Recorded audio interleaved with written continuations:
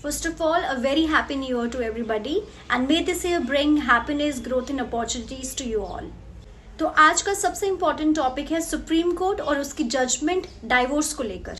Supreme court की नई judgement के according pattern of behaviour of your partner that gives you immense emotional pain amount to the mental cruelty and can be the ground for divorce. Justice Vikramnath के according क्रूरलिटी का मतलब सिर्फ physical pain देना नहीं है, वो सारी एक्शंस जो आपको मेंटल अगोनी देते हैं और साथ ही आपका कोहैबिटेशन इम्पॉसिबल कर देते हैं, उन्हें भी हम क्रूरलिटी के अंदर ही मानेंगे। This judgment has been drawn from a legal battle between a couple. Both are engineers and having a child from this marriage. Actually एक लीगल बैटल चल रही थी कपल में, जिसमें जो हस्बैंड है वो सीख कर रहे हैं डाइवोर्स। किसके बेसिस पे? अपनी वाइफ के बिहेवियर के बेसिस पर।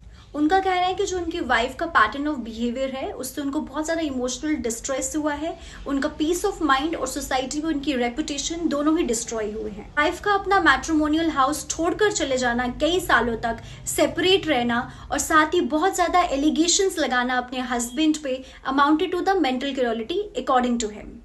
मद्रास हाई कोर्ट ने उस हस्बैंड की बात मानी और उनको डिवोर्स दिया और इसी डिक्री को उनकी वाइफ ने सुप्रीम कोर्ट में चैलेंज किया। मद्रास हाई कोर्ट की जजमेंट को अपहोल्ड करते हुए सुप्रीम कोर्ट ने भी यही बात कही कि sustained emotional torment and loss of mutual trust in marital relationship constitutes the क्रूरलिटी। As court said that marital relationship is a relationship which is built on mutual trust, companionship and shared experiences. और अगर ये सब elements missing है आपकी marriage में से तो definitely वो एक relevant factor बनता है divorce का। As you can see that there are many cases where people attempted suicide because of the mental cruelty in their marriage.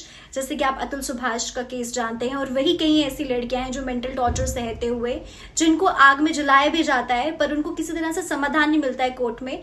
पर अब इन समस्याओं का हल तो मिल गया है, परंतु जो कोर्ट की लास्ट जजमेंट है, but at the end court has said that the male partner has to pay ₹50 lakh as permanent alimony to his wife.